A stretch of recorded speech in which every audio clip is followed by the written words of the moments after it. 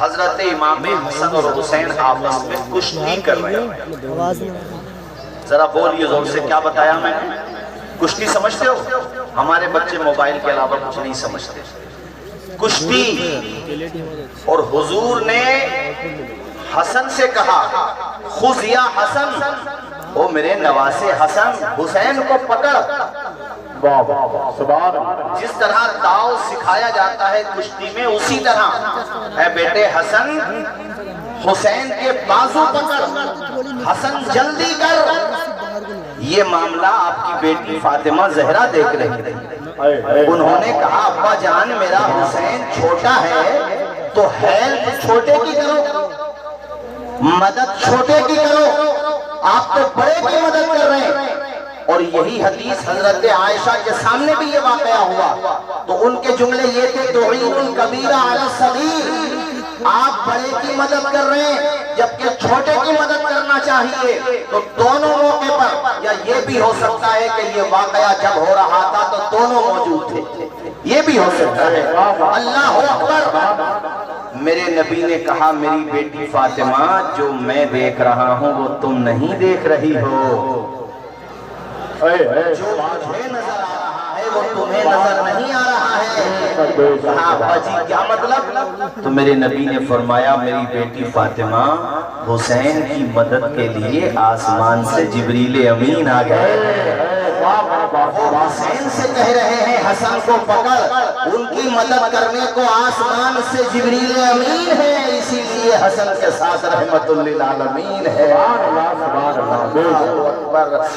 नबी के लाडिले हसने उनके क्या कहने, नबी के लाडिले हसने उनके क्या कहने, ये ऐसे फूल हैं कांटों के दरमियां महके। अल्लाह अल्लाह, क्या शान इमाम हसन की, क्या मकाम इमाम हसन का। उनकी माँ जन्नती औरतों की सरदार, उनके नाना जान नबियों रसूलों के कायनात के सरदार, उनके वालिदे गिरामी शुजाअत के सरदार, वो खुद दोनों हैं जन्नती जवानों के सरदार। जोर से नहीं बोलोगे, जोर से नहीं बोलोगे सुभान अल्लाह, और मचल के बोलो भाई सुभान अल्लाह। और ऐसी नस्ल पाक सुभान अल्लाह, इतनी प्यारी नस्ल पाक, बरेली के ताजदार मचल के कहते हैं, तेरी नस्ल पाक में है बच्चा बच्चा। मैं चाहता हूँ पूरा मजा हाथ उठा के पढ़ के जरा ये शेर, तेरी नस्ल पाक में है। तनवीर भाई देखो माशाअल्लाह, ये परेवा के हैं, अगर यहाँ परेव नहीं होगा तो कहाँ होगा। तेरी नस्लें, एक मरतबा पूरा मजमा, तेरी नस्लें पाक में है बच्चा बच्चा नूर का, तेरी नस्लें पाक में है बच्चा बच्चा नूर का।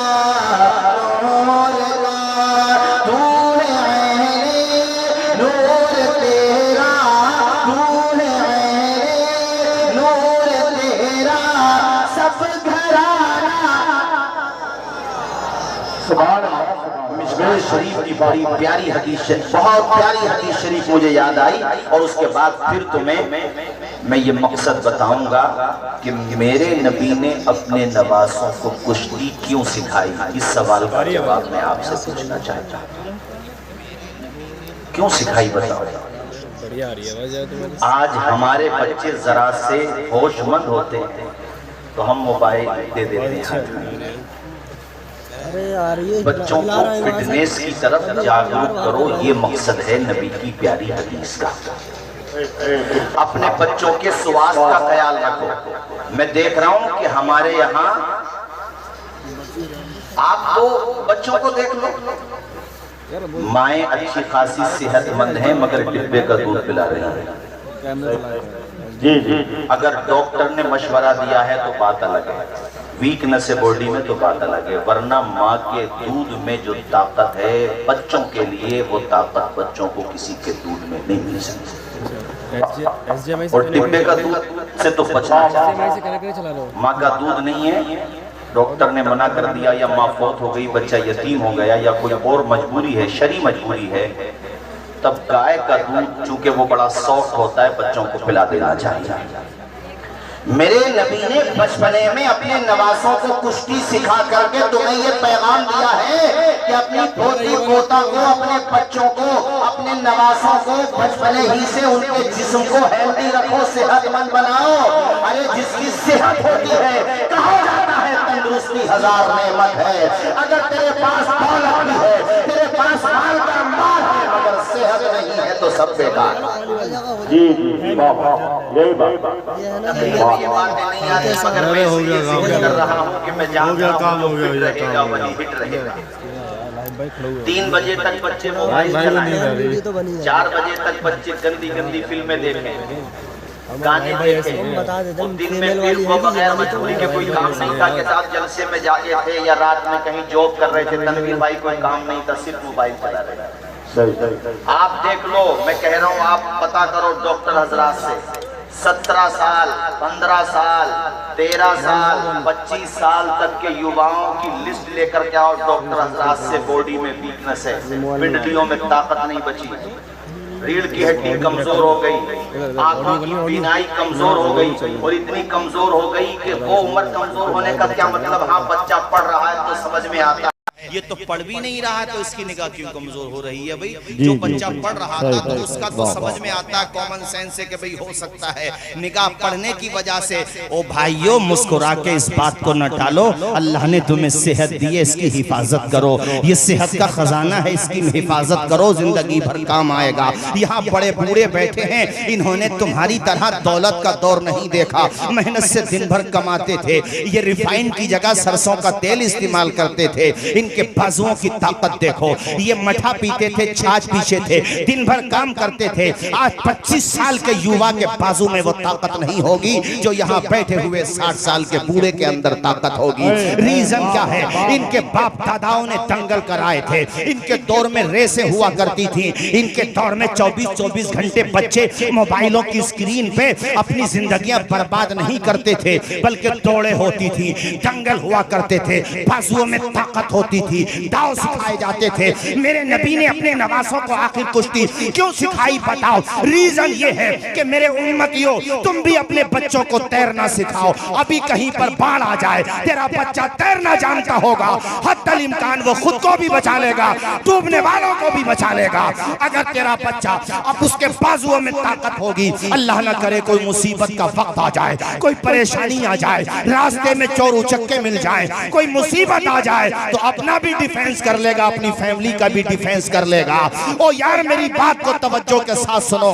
आज हमारे जवान तबाह बर्बाद हो रहे हैं। मैंने अभी मोरबी के हवाले से सुना भी और वीडियोस में देखा भी कि कई लोगों ने डूबते हुओं को बचाया। क्यों बचाया? क्योंकि उनके माँ बाप ने उन्हें तैरना सिखा दिया था। तुमने तो अपने बच्चों को सिर्फ मोबाइल देखना सिखाया, सीरियल वो देख रहे हैं, फिल्में वो देख रहे हैं, 24-24 घंटे मोबाइल की स्क्रीन पर लगे हुए अपनी जिंदगी तबाह बर्बाद कर रहे हैं। हम भी क्या खूब हैं, जीने की अदा भूल गए, अपने असलाफ के नक्शे कफे पर भूल गए। मंजिलें पाना तो ठहरा है बहुत दूर की बात, इतना भटके के खुद अपना पता भूल गए। यही बात मैं ये बातें करना नहीं चाह रहा था, मगर मैं इसलिए जिक्र कर रहा हूं कि पर्दे में भलाई है। जी जी, पिताजी समझते हैं कि बेटे आराम फरमा रहे हैं और बेटे पूरी रात जिंदगी बदनाम फरमा रहे हैं। आज हमारी कौम की बेटियां, अरे पहले फरार होती थी, हालांकि वो भी गलत था। मेरी बेटियों तक आवाज जाए तो सुनो, कौम की बहन बेटियों, तुम्हारे माँ बाप तुम्हारे रिश्ते के हवाले से सारी चीजों को सोचते हैं, जल्दबाजी नहीं करते।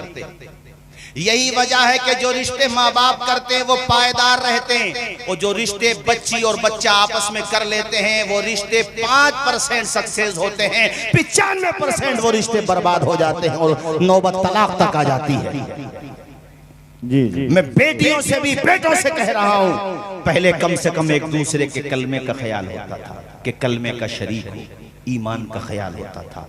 आज मुझे कहते हुए शर्म आती है कि मेरी कौम की बेटियों को इस बात की परवाह नहीं कि मैं जिसके साथ फरार हो रही हूं वो कौन है।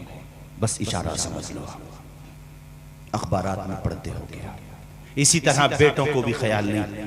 ऐ मेरी कौम के बेटो, तुम्हारी हमारी कौम में मुस्लिम समाज में बेटियों की कमी है कि स्कूल में गए तो पता चला के क्या जिक्र करूं मैं, आप तो रास्ते में आइए, ये आपका मेन रास्ता है, चले जाइए परेवा में आखिर तक। कोई किसी गली के किनारे पे लगा हुआ होगा, कोई किसी गली के नुक्कड़ पे अपने मोबाइल पे कान पे बात कर रहा। भाई रात में 3 बजे तेरा कौन सा काम चल रहा, भाई 2 बजे आओ तब लगा पड़ा है। मौलाना तनवीर अशरफ साहब मुस्कुरा के बोले, हजरत जिधर देखो उधर ही इश्क के बीमार बैठे हैं, हजारों मर चुके सैकड़ों तैयार बैठे हैं। इश्क करना है तो फिर उससे कर जो कलाई पकड़ने तो उस वक्त तक नहीं छोड़ते जब तक तुझे जन्नत में नहीं पहुंचा दे। इश्क करना है तो फिर करबला के हुसैन से कर, इश्क करना है तो फिर बगदाद के गौसे पाक से कर, इश्क करना है तो मकनपुर के कुतुबुल मदार से कर, इश्क करना है तो पीलीभीत के हुजूर शाहजी मियां से कर, इश्क करना है तो बरेली के इमाम अहमद रजा से कर। और ताज शरिया के लहजे में कह दूं, और मैं देखना चाहता हूं कौन है जो इस शेर की गहराई को समझेगा और खड़े होकर के मुस्तफा की मोहब्बत का नारा लगाएगा। हुजूर अख्तर रजा खान ने कलम तोड़ दी, अल्लाह की कसम तुम्हारे खाबीदा जहनों को झंझोड़ करके कहा, अरे नादानो, जिंदगी ये नहीं है किसी के लिए, जीना मरना है सब कुछ नबी के लिए। ना समझ मरते हैं जिंदगी के लिए, जीना मरना है सब कुछ नबी के लिए, आवाज आए सब कुछ। इसलिए इस बात को समझो। अल्लाह या रसूल अल्लाह जिंदाबाद। ताजुश शरिया, ताजुश शरिया, ताजुश शरिया, ताजुश शरिया। अल्लाह अकबर, सुभान अल्लाह। बहुत अच्छा। और मौलाना तनवीर साहब जी, जीना मरना है सब कुछ नबी के लिए। और जो सब कुछ हुजूर पे कुर्बान करता है उसका जनाजा नहीं देखा था बरेली? देखा था? अरे देखा तो बोलो यार, देखा था? किसने इज्जत दी, किसने इज्जत दी? 2 मिसरों में कहूंगा, दामने मुस्तफा से जो लिपटा यगाना हो गया, जिसके हुजूर हो गए उसका जमाना हो गया, जिसके हुजूर हो गए उसका जमाना हो गया। वाह वाह, बहुत अच्छा। इश्क करना है तो फिर करो इमाम अहमद रजा से, बेशक अल्लाह वालों से करो, वरना ये हमने बात असल में शुरू में यहाँ से इसलिए शुरू की, शुरू में यहाँ से इसलिए शुरू की ताकि तुम अपने मैंने एक जलसों में एक बात और कही है भाई, ये जो प्रधान बनते हैं अल्लाह मुबारक करे, जो नहीं जीत पाते उन्हें भी, जो जीत पाते दोनों को कह रहा हूँ मैं, या जो जिम्मेदार होते हैं, एक काम करा दो भाई आप, परेवा में, पीलीभीत में, जहानाबाद में, पूरे इलाकों में। अभी मेरे पास कुछ लोग आए थे, उन्होंने बताया हजरत हम लोग ये काम कर रहे हैं, मैंने रिस्पेक्ट किया, बहुत अच्छा कर रहे हैं। आपको मोबाइल का विकल्प देना पड़ेगा अपने बच्चों को। देखो ये मेरे हाथ पे एक लकीर खींची हुई है मिसाल के तौर पे, और इस लकीर से लोग जुड़े हुए हैं। इस लकीर से हटाने के लिए आपको दूसरी लकीर देना पड़ेगी। मोबाइल के आदी हो गए बच्चे, जियो फ्री करने में बहुत बड़ी प्लानिंग थी, जब आदी हो गए तब छूट नहीं सकता। अब कितना ही महंगा भी हो वो करेगा, रिचार्ज कराएगा। लखनऊ में अपनी माँ से रिचार्ज के लिए पैसे मांगे, एबीपी न्यूज पे चला, माँ ने पैसे नहीं दिए, अपनी माँ का मर्डर कर दिया उसने। ये बच्चे गेम खेल खेल करके ना खुद कार्टून बन गए, आपको अंदाजा नहीं है इनका भी। हमारे, मैं बूढ़ों से कह रहा हूँ, तुमने बड़ा अच्छा दौर देख लिया, कयामत में तुम्हारा दफ्तर खुलेगा तो मैं यकीन के साथ कहता हूँ अगर गुनाह भी निकले तो इनसे कम निकलेंगे, इनसे कम निकलेंगे तुम्हारे गुनाह। आपको मोबाइल की लत से बचाने के लिए अपने युवाओं को विकल्प देना पड़ेगा, और उसका विकल्प यह है कि छोटे छोटे बच्चों में रेस लगवाई जाए। इनाम दिया जाए, हिम्मत बढ़ाई जाए, वाह वाह सुभान नातिया मुकाबले कराए जाएं, क़िराअत के हवाले से उनमें हिम्मत अफजाई की जाए, छोटे छोटे बच्चों के तकरीर के हवाले से भी हो, ताकि वो बच्चे फिर मोबाइल पर मेहनत न करें, अपनी फिटनेस पर मेहनत करें, दौड़ना सीखें। और इसी तरह जो दंगल होते थे पहले सत्र छुपा करके, मैं उनकी बात नहीं कर रहा हूं जो बेसब्री के साथ होते हैं, सत्र छुपा करके नाव से लेके घुटनों तक सलीके के साथ। और पता ये चला कि बच्चों को कुश्ती सिखाना नाना हमारे हुसैन के नाना जान की सुन्नत है। जरा जोर से बोलो सुभान अल्लाह, और मचल के बोलो ना यार सुभान अल्लाह। इस बात पे अमल करेंगे कि नहीं, बोलो जरा जोर से। और ना अच्छी बात है, ये अच्छी बात है ना, तो ये अच्छी बात है, मुझे पता नहीं था लेकिन ये अच्छी बात है।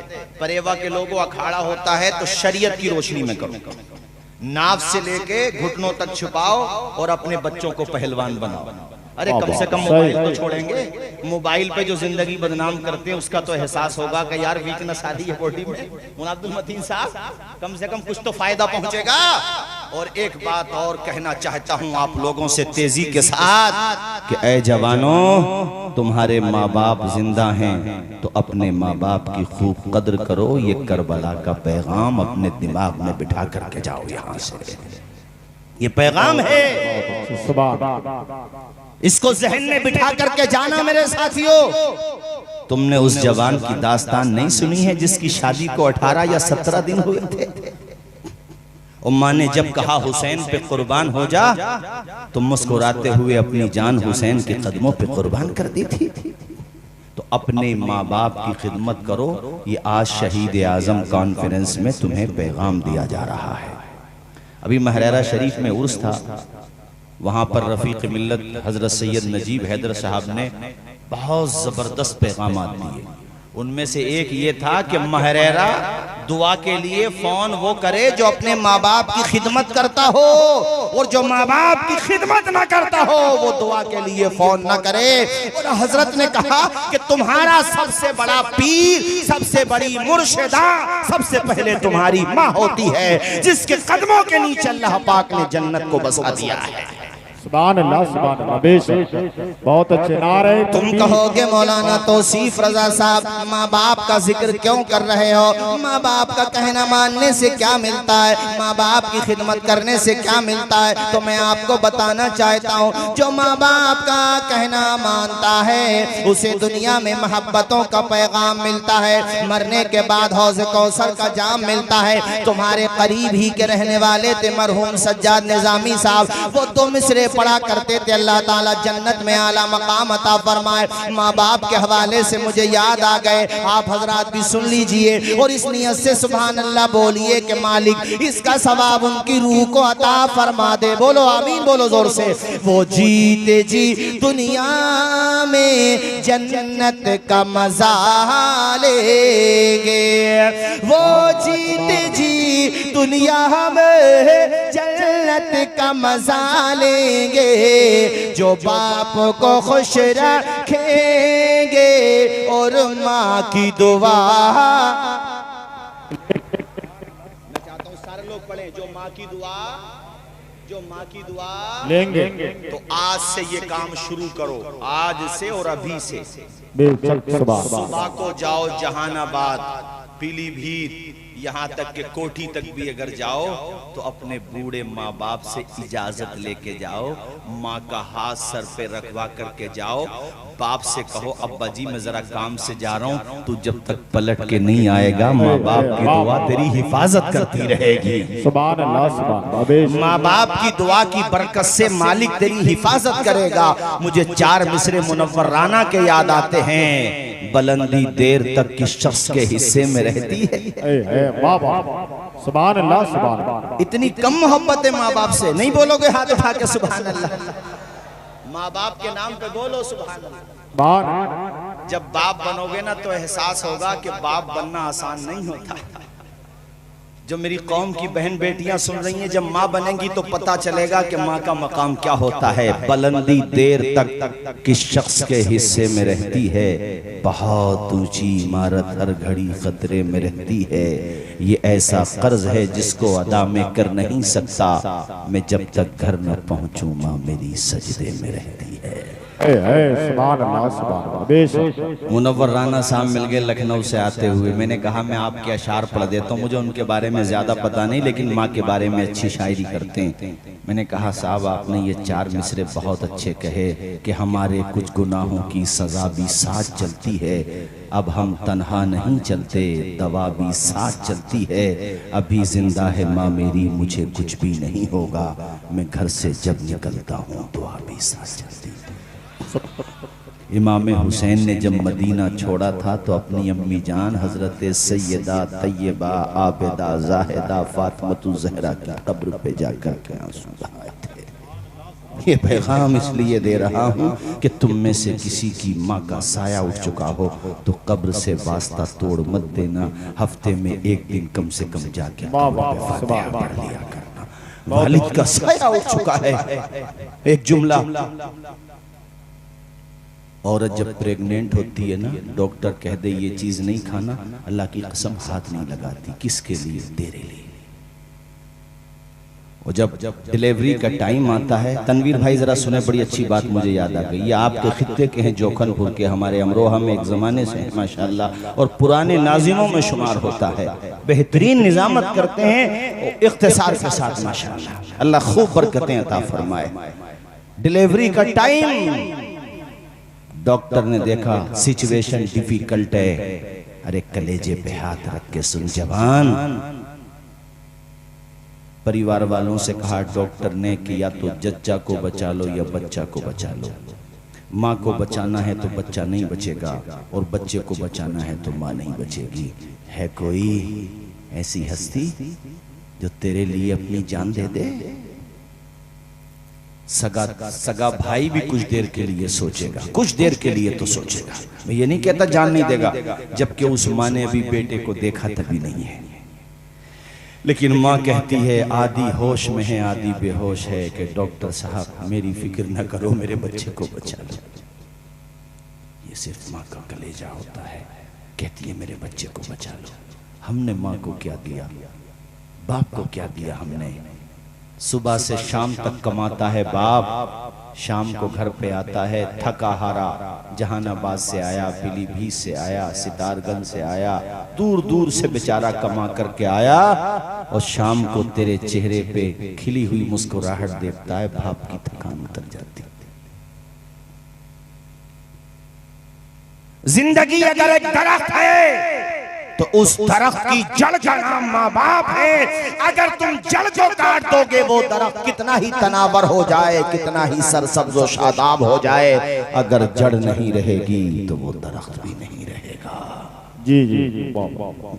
इसलिए कहता हूँ अपने माँ बाप की खिदमत किया करो, अपने माँ बाप की सेवा किया करो। बाजार से सामान खरीद के लाते हो, पहले माँ बाप के हाथ पे रख दिया करो, अपने माँ बाप की कुर्बानियाँ याद किया करो। आए लोगों, अपने माँ बाप को मोहब्बत से देखा करो, प्यार किया करो। ये फसाना नहीं हकीकत है, अपनी माँ से, अपनी माँ से जिसे मोहब्बत है, और इसे पे तू क्यों नहीं कहता, माँ के कदमों के नीचे जन्नत है। सुभान अल्लाह, सुभान अल्लाह। नारे तकबीर, नारे रिसालत, मसलके आला हजरत। सुभान अल्लाह, सुभान अल्लाह। मैं तो ये चाहता हूँ मेरे भाइयों, इमाम आली मकाम की मोहब्बत में आप यहाँ आए हो तो उनकी सीरत की खुशबू लेकर के जाओ, उनकी मोहब्बत का नूर लेकर के जाओ, अपने आप को सच्चे हुसैनी बना लो। दुनिया वाले तुम्हारा किरदार देखें, गुफ्तार देखें, तुम्हारी रफ्तार देखें तो वो ये कहने पर मजबूर हो जाएं, जब हुसैनी का किरदार ऐसा है तो करबला में इमाम हुसैन का किरदार कैसा हो। बहुत अच्छा, जरा ऊंचा बोलिए। मौलाना तनवीर साहब जी जी सुनिए जरा, जी अता। कुछ नेक लोगों का गुजर वाह वाह। एक बस्ती के पास से हुआ जहां थोड़े थोड़े मकान थे, कोई कोई मकान था, वो जंगल ही ज्यादा था। वो लोग वहीं पे रात को रुक गए। कलयुगी में ये बात लिखी हुई है। अब रात में वो लोग जब सो गए तो उनकी आंख खुली जिस वक्त, तो उन्होंने गधे की आवाजें सुनी। किसकी? वो गधे की आवाज सबसे बुरी आवाज होती है। अगर गधा बोले तो फिर कोई सो नहीं सकता। इन्ना अनकरल अस्वाती लसौतुल हमीर, सबसे बुरी आवाज गधे की आवाज होती है। वो लोग सो नहीं पाए। अब वो बाहर निकल के देखते थे, यार गधे की आवाज आती है मगर गधा नजर नहीं आता। दिन का उजाला हुआ, पास में एक झोपड़ी पे नजर गई। उन्होंने सोचा कि यार यहाँ जाके पूछते हैं कि ये रात में आवाज क्यों आ रही थी, किसकी आ रही थी। करीब में पहुंचे तो वो मकान एक बूढ़ी औरत का मकान था। जाकर के उसको अपनी बात बताई तो बूढ़ी औरत कहती है कि वो जो रात में तुमने गधे के आवाजें, जो बुरी आवाजें सुनी, वो किसी जानवर की आवाज नहीं थी, मेरे मरे हुए बेटे पर अजाब हो रहा है, उसी की आवाजें थी। अल्लाह। क्या मतलब? कब मेरा बेटा जिसको मैंने बड़ी दुआओं से मांगा था, जब वो समझदार हो गया, बुरी सोसाइटी में बैठने लगा, शराब पीने लगा। परेवा में अगर किसी से ये गुनाह हुआ हो, यहीं तौबा करके जाए। जिंदगी का कुछ नहीं पता, कब जिंदगी आपसे बेरुखी कर दे। जी जी। बहुत सारे लोग देखे गए कि बुढ़ापे में तौबा कर लेंगे। यार बुढ़ापा ही नहीं आता, मौत आ जाती है। हजरत इमाम गज़ाली अल-मुतवफ़्फ़ा 505 हिजरी, आपसे सवाल हुआ कि हजरत तौबा तो बुढ़ापे में भी कबूल हो जाती है। फरमाने लगे, नादान, बुढ़ापा यकीनी नहीं होता, मौत यकीनी होती है। बुढ़ापे पे तौबा को मत टाल, अगर बुढ़ापा ही नहीं आया तो क्या होगा। कितने जवान हैं, मैंने ऐसे जवानों के जनाजे उठाए हैं, ऐसे भयंकर एक्सीडेंट अपनी आंखों से देखे हैं कि कलियल जवान जिनके बाजुओं में भी ताकत थी, जिनके सीने की मिसालें दी जाती थी, जो जमीन पे अकड़ के चला करते थे, हमने ऐसे लोगों के जनाजे उठाए हैं कि उनका भेजा पॉलीथीन में भर के लाया गया। अल्लाह। मौत आ जाती है जहां घर नहीं होता, बहुतों को तो कफन तक भी मैसर नहीं होता। जी जी सही। बुढ़ापे पे मत डालो तौबा को। अगर किसी ने शराब का जाम पी लिया है, इसी तरह से अगर किसी ने जुआ खेला है, सट्टा लगाया है, और मुझे बताया कि कुछ जगहों पे अभी रिवाज है आपके इलाके में भी कि शादी होती है तो डीजों के आके हमारे बच्चे जवान रीचों की तरह नाचते हैं। यार हम क्यों नाच रहे हैं, दुनिया वैसे ही बहुत नचा रही है हमें। तो ये हंसने की नहीं, रोने की बात, ये हंसना समझ रहे हैं आप। आपको पता नहीं है क्या हो रहा दुनिया में आज, आपको अंदाजा नहीं है दुनिया में क्या हो रहा है। अरे कहां से कहां पहुंच गए तुम।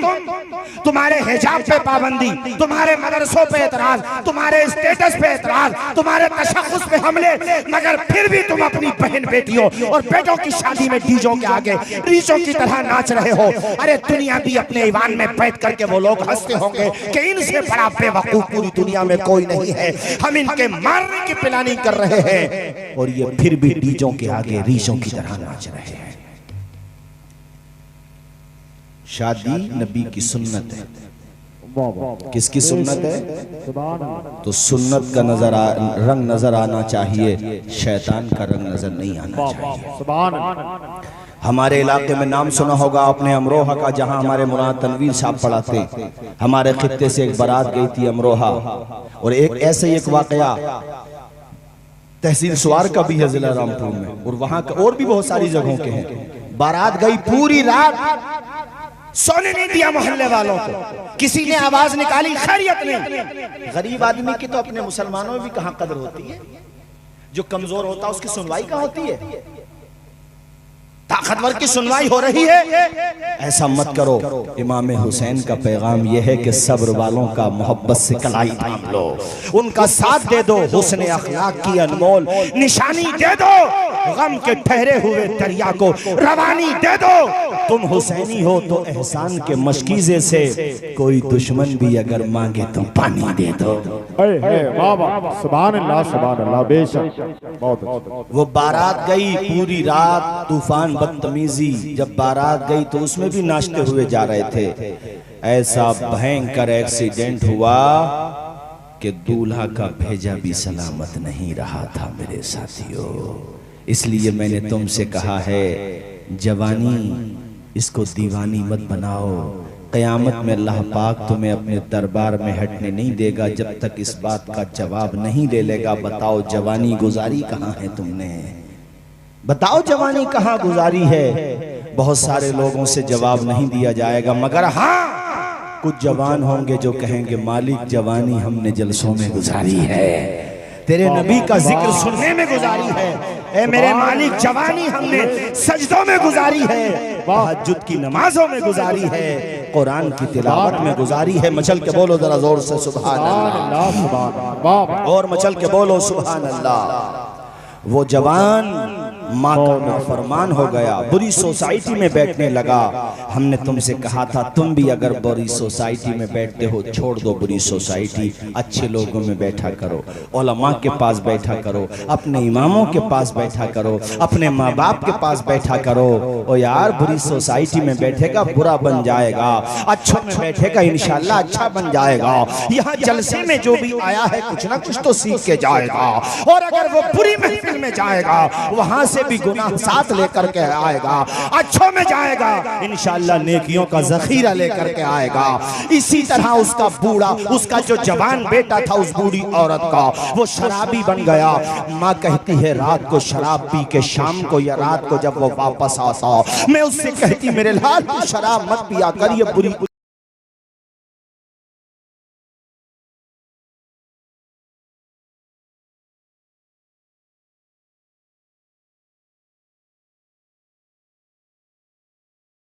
गधा कह करके बुलाता था, गदी कह करके बुलाता था। माँ माँ होती है, सब्र करती रही।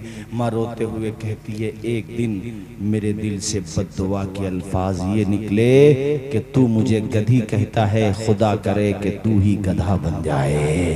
कहते हैं ये कहना था, मेरी ये बद्दुआ कबूल हो गई, मेरा बेटा मर गया।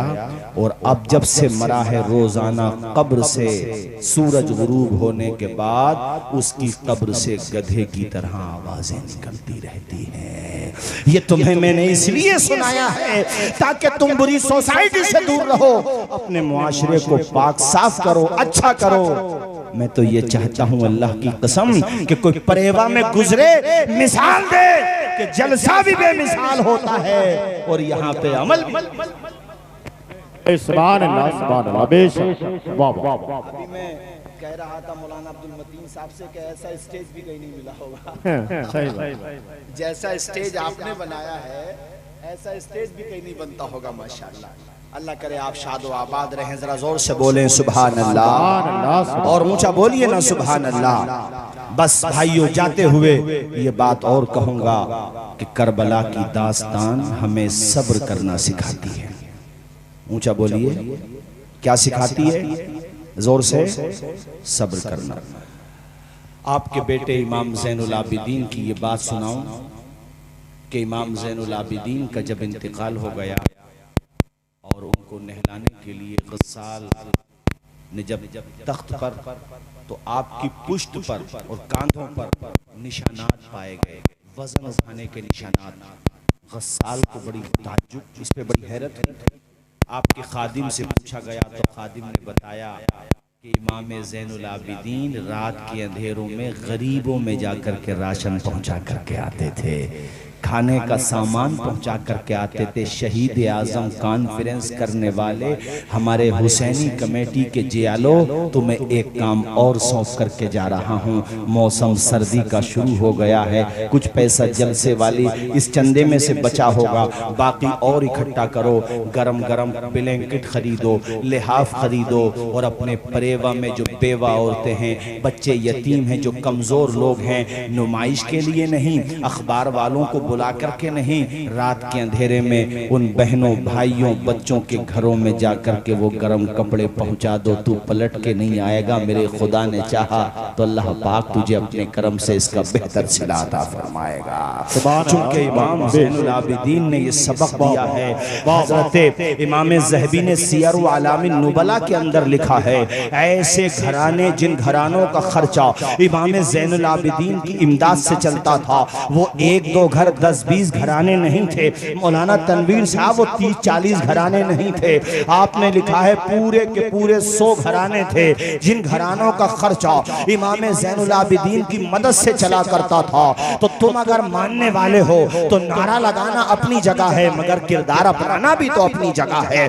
अपने पड़ोसियों का ख्याल करो, कोई पड़ोसी भूखा तो नहीं सो रहा है, किसी पड़ोसी के बच्चे की फीस जमा होने से तो नहीं रह गई है, किसी पड़ोसी को कोई परेशानी तो नहीं है। 4 मिसरे सुनते चलो मेरे भाइयों, और ये 4 मिसरे मुझे याद आ रहे हैं। ये 4 मिसरे सुनो मेरे भाइयों, कि ये 4 मिसरे, बल्कि मैं तो कहता हूं अपने जहन की डायरी पर नोट करके ले जाओ कि अपने पड़ोसी को राजी रखो और उसकी मदद कर दो तन्हाइयों में। खैर को अखलाक से अपना बनाना सीख लो, रंजो गम के साए में भी मुस्कुराना सीख लो। देखना दुनिया झुकेगी, खुद तुम्हारे सामने तुम खुदा के सामने सर को झुकाना रूह की प्यास को, रूह की प्यास को अखलाक का प्याला दे दो, अपनी किस्मत के अंधेरों को उजाला दे दो। अपने रूठे हुए मौला को मनाना हो अगर, अपने हिस्से का पड़ोसी को निवाला दे दो। इमाम ज़ैनुल आबिदीन 100 घरानों का। ये बात हमने अखबार वाली इसलिए कही कि बाज लोग 1000 के 4 लिहाफ खरीद के लाते हैं और गरीब औरतों को लाइन में खड़ा करके अखबार में फोटो छपवाते हैं कि फुला सेठ साहब ने गरीबों को दान किया। अबे ओ सेठ की पूछ, अल्लाह से डर, नुमाइश मत कर। अगर वहां पे तेरी बहन बेटियां खड़ी होती फोटो खिंचवाता तो 250 रुपए के लिहाफ दे रहा और गरीबों की नुमाइश कर रहा है। मैंने एक फेसबुक पे फोटो देखा, एक कंबल है 500 रुपए का और 10 लोग हाथ में लेके फोटो खिंचवा रहे हैं। अब ऐसी नुमाइश से क्या फायदा? अल्लाह से डर, खामोशी से जाके गरीबों की मदद कर दिया कर। हाँ, ये बता सकते हो कि हमारी कमेटी ने ये काम किया है, उनके नाम मत बताओ जिनको इनाम दिया है। बात समझ आ रही है? अरे समझ आ रही है कि नहीं? बात बोलो। जी जी ये काम होना चाहिए कि नहीं होना चाहिए? इमाम आली मकाम ने ये पैगाम करबला से दिया कि खुद न पियो दूसरों को पिलाओ। बेशक खुद न खाते थे औरों को खिला देते थे। ऐसे साबिर हैं मोहम्मद के घराने वाले। ये मैं तुम्हें बार बार कह रहा हूं कि अपने आप के अंदर सब्र का जज्बा पैदा करो। हमारे यहाँ छोटी छोटी बातों पे झगड़े हो जाते हैं, छोटी छोटी बातों पे। झगड़ों को खत्म करो, प्यार से रहो, मोहब्बत से रहो और दूसरों की मदद करने का जज्बा पैदा करो। ये ब्लैंकेट वाली बात मैंने कई जगह जलसों में कही तो मेरे पास बाद में फोन आते हैं, लोग बताते हैं कि हजरत माशाल्लाह लोगों में इसका असर हुआ। भाई 10 लोगों की कमेटी बना लो, 20 की कमेटी बना लो, 50-100 लोग हो कमेटी बना लो। और कमेटी बनाने के बाद अपने 1000, 2000, 5000 जितना भी जिसका हिसाब है इकट्ठा कर लो। और मैं समझता हूँ 30,000 रुपये भी इकट्ठा कर लिए तो इंशाल्लाह 1,000 रुपये के रेट से 30 कंबल तो आ ही सकते हैं, 30 और वो फिर लिहाफ कंबल खरीद लो, लिहाफ खरीद लो।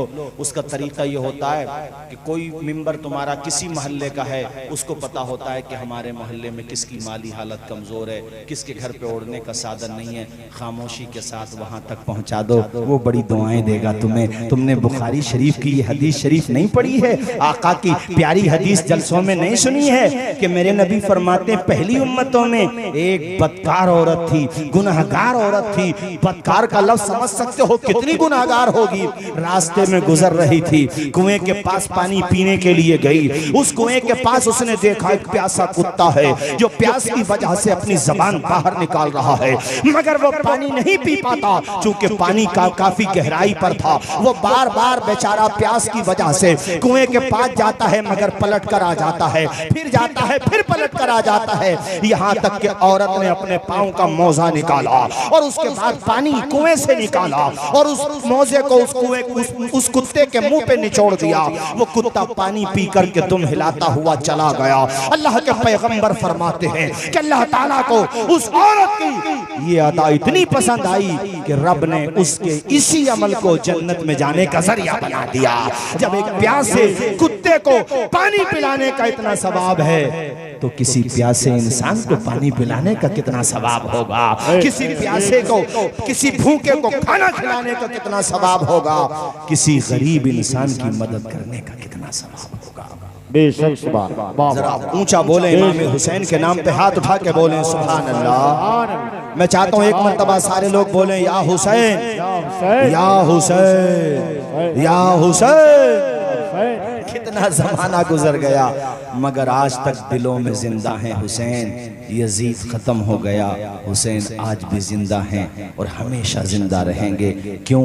इसलिए कि उन्होंने गरीबों की मदद की, दीन के लिए अपना घर कुर्बान कर दिया। मैं भी गांधी जी का स्टेटमेंट पढ़ रहा था। गांधी जी ने कहा था मेरे पास इमाम हुसैन के जैसे 72 जानिसार साथी थे, ऐसे ही साथी अगर मुझे भी मिल जाएं 24 घंटे नहीं लगेंगे, भारत को अंग्रेजों से आज़ाद करा लूंगा। ओ हुसैन, ये मत सोचना कि हजरत महीना निकल गया तो ये शहीद आजम कॉन्फ्रेंस क्यों हुई है। हमारी नज़र में हर महीना हुसैन का है, हर दिन हुसैन का है, हर लम्हा हुसैन का है। हम तो नमाज पढ़ते हैं तो दुआ आले दुरूद आले नबी पर पढ़ते हैं। अरे इमाम हसन और हुसैन क्या शान बयान करूं, मगर मैंने खास तौर पे ये हिस्सा उनकी जिंदगी से इसलिए कोड किया ताकि तुम अपने अंदर नरमी पैदा करो, गरीबों की मोहब्बत पैदा करो, यतीमों का प्यार पैदा करो। इस घर ने यतीमों पे शफकत करना सिखाया है। आज तुम्हें यह भी बताता चलूं कि तुम्हारी नजर में हो सकता है सितारगंज का महल बहुत अच्छा हो, पीलीभीत का मॉल बहुत अच्छा हो सकता है तुम्हारी नजर में वो घर बहुत अच्छा हो जिसमें टाइल्स लगी हुई है, हो सकता है तुम्हारी नजर में कोई बंगला बंबई का बहुत अच्छा हो, दिल्ली का कोई रूट महल बहुत अच्छा हो, मगर याद रखो हुसैन के नाना फरमाते हैं सबसे अच्छा घर वो घर है जिस घर में किसी यतीम बच्चे की परवरिश की जा रही हो, जिस घर में किसी यतीम को सहारा दिया जा रहा हो, और सबसे बुरा घर वो घर है जिस घर में किसी यतीम पर जुल्म किया जा रहा हो। तो बस मेरी तकरीर का भी वक्त मुकम्मल हो गया, जितना मुझे वक्त दिया गया था। अब घड़ी ऊपर चल रही है, मगर आपकी मोहब्बत और आपका प्यार कि मैंने चंद बातें आपके सामने मजीद अर्ज कर दी। आखिर में ये बात भी कहूँगा कि अगर तुम्हारे पड़ोस में रिश्तेदारों में कोई बच्चा यतीम है, उसके सर पे दस्ते शफकत रख दो, उसे बेटे जैसा प्यार दे दो। मेरे नबी फरमाते हैं किसी यतीम बच्चे के सर पे तुम हाथ रखो, उस हाथ के नीचे जितने बाल आ जाते हैं अल्लाह ताला हल बाल के बदले में सदके का सवाब अता फरमा देता है। यतीमों से प्यार करो, मोहब्बत करो। ओ भाइयों, इनसे खूब मोहब्बत करो।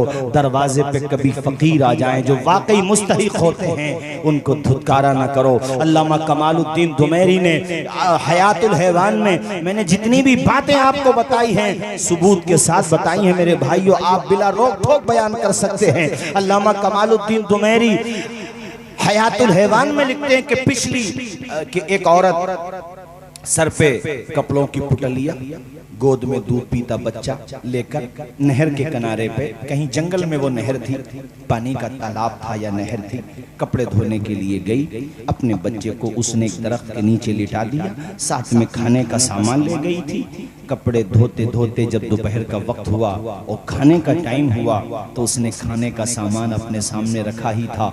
इज़ जाअ अस्साइल कि अचानक कहीं से कोई मांगने वाला आ गया और उसने कहा, बहन कई रोज का भूखा हूँ, मुझे खाना थोड़ा सा खिला दे, अल्लाह तुझे जन्नत का खाना खिलाएगा। औरत दिल की नरम थी, उसे दया आई, प्यार आया और उसने उस फकीर को खाना दे दिया। वो फकीर खाना खाता जा रहा है, औरत को दुआएं देता जा रहा है। औरत बीच में बोल पड़ी, कहा, बाबा मुझे दुआ दो या ना दो, मेरा बच्चा जो दरख्त के नीचे आराम कर रहा है, मेरे नूरे नजर को दुआ दे दो, मेरे बच्चे को दुआ दे दो। ये तो माँ होती है ना कि अपने लिए नहीं अपने बच्चे के लिए दुआ करा रही है। यहाँ तक कि वो फकीर वहां से चला गया। वो भूखा भी था, प्यासा भी था, कमजोर था। वो भाइयों दिल से दुआ कर रहा था और दिल से जो बात निकलती है असर रखती है, पर नहीं ताकते परवाज मगर रखती है। उस औरत ने ये कहा था, मैं तो घर पे जाके शाम को खाना खा लूंगी, अल्लाह जाने तुमने कब से खाना नहीं खाया है। वो तो वहां से चला गया। औरत के जो बाकी कपड़े बचे थे उसको धोने में मशगूल हो गई। शाम का वक्त होने को है, कपड़े धो करके फारिग हो गई। उसने सोचा कि कपड़ों की पुटलियां बना लो, कपड़ों की धुले हुए कपड़ों की पुटलियां बनाई। अब उस तरफ गई जहां बच्चा सुला दिया था। उस दरख्त के जब करीब पहुंची, परेवा के मुसलमान भाइयों, आसपास से आए हुए मेरे सुन्नी भाइयों, जब दरख्त के करीब वो खातून पहुंची, दिल पे एक चोट लगी। दीदाए तर से देखा, आसमां को बड़ी हसरत की नजर से देखा। बच्चा वहां नहीं था, बच्चा वहां से गायब हो चुका था।